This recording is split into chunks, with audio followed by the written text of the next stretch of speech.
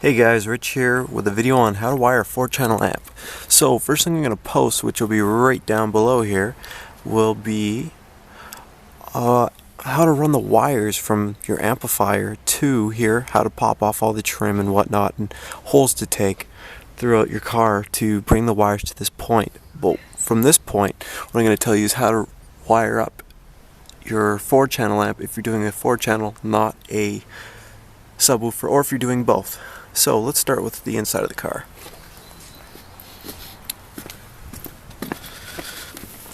So the first thing is, when you're putting your deck in, you will have, of course, a wire harness so you can attach it to your deck's wiring harness.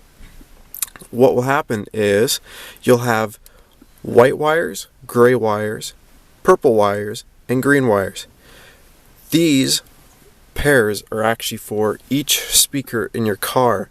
So what you're going to need to do is basically we're running them from here along with the RCAs to the back of your car. The reason why is because what your amplifier is basically going to do is it's going to take the speaker wires, change them to RCAs, and shoot them back to your deck. So things you need to know: you have to make sure that your deck has 3 RCA ports if you're using a subwoofer. If not, then you only need 2 pairs of RCA ports on the back, because each speaker is going to need an RCA. So of course your front right, front left, rear, and rear right, rear left, blah blah blah. You get the gist. So basically what you're going to do is, for now, from the back, read on the wire. Each wire will say on them, it'll say front right positive, front right negative. I believe your rears will be the greens and purples, and your fronts will be the whites and grays. Don't quote me on that, just make sure you read the wires. When you buy an aftermarket wiring kit, it should actually say on the wires what each one does. So after you've tapped into the ones on your deck or on that wiring harness, you're going to, of course, crimp or solder them, whichever one you like, and you're going to send those wires to your trunk.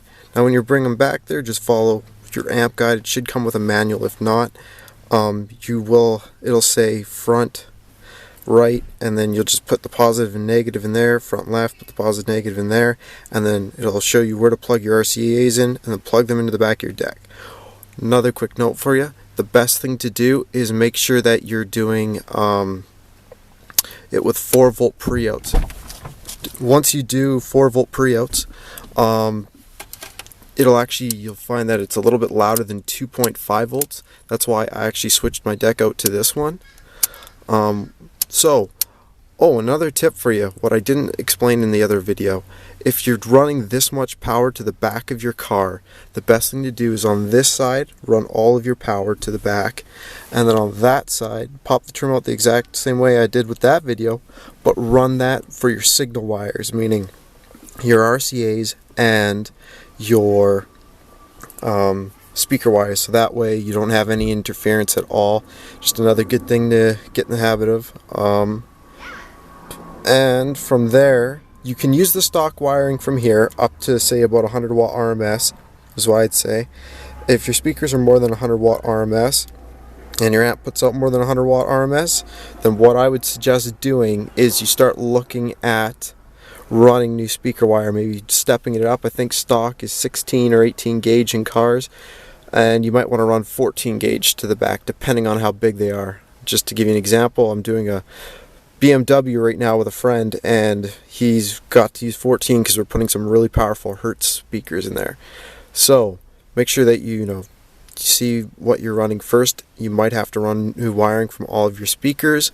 It's not a must if you're using, like, I'm using some Kicker KS's in here and they're 5x7s. I'm just going to leave the stock wiring.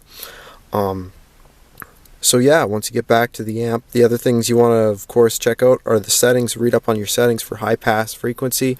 You don't usually want your speakers playing anything over 80 hertz, or sorry, below 80 hertz.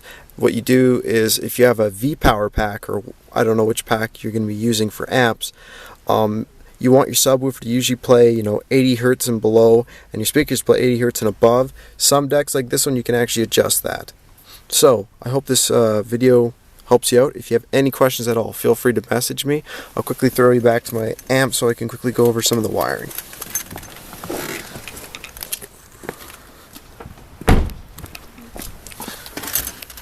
So here we are, as I said, there's our 4 pairs of RCAs, 2 for this one, so you need 6 on there.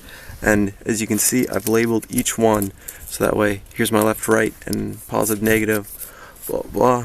So from there, so you can see, you can get some really nice tubing and put it up in there, and it kind of hides it. Alright, well, I hope this video helps you out, and have a good day.